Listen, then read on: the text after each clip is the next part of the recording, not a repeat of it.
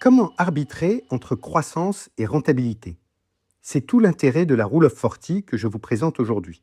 Cette règle dit que si on additionne le taux de croissance et la marge opérationnelle, on doit dépasser 40 si l'entreprise est saine.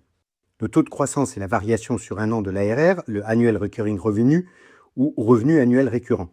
La marge opérationnelle est le ratio EBITDA sur chiffre d'affaires. Au-dessus de 40, le modèle de développement est équilibré. En dessous, le moteur a dératé en quelque sorte. Le 40 est arbitraire, mais ça fonctionne. Prenons un exemple. Une société affiche 30% de croissance et 15% de marge opérationnelle. Ensemble, cela donne un score supérieur au seuil. Cela montre une dynamique durable, et si on tire le trait, on voit bien que la valorisation de l'entreprise a une forte dynamique.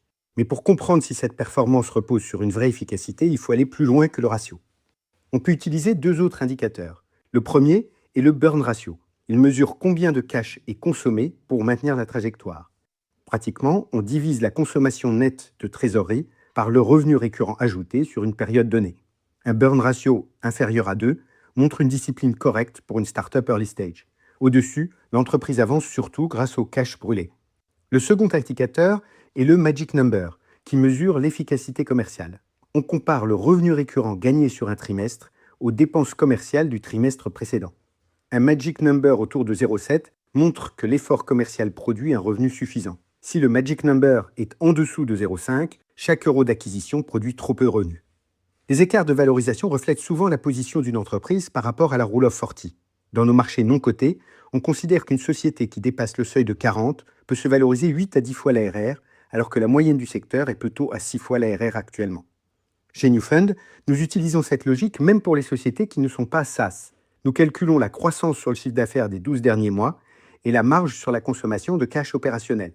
Ces repères sont visibles dans l'application Newfund, dans l'onglet Growth de chaque participation lorsque l'historique est suffisant. Le mini tableau de bord fourni dans l'application donne une catégorisation de la dynamique de croissance, vous montre le positionnement de chaque entreprise au regard de la Rule of 40 et l'évolution de sa valorisation dans nos livres. Nous l'améliorons en continu pour apporter toujours plus de clarté et vous le savez, vos retours sont les bienvenus. L'enjeu n'est pas d'appliquer une règle à la lettre, mais de s'interroger en permanence sur l'efficacité des modèles d'affaires. Bien utilisés, ces ratios nous aident à accompagner nos participations et à repérer les entreprises capables d'innover durablement. C'était la Minute Newfund. À la semaine prochaine.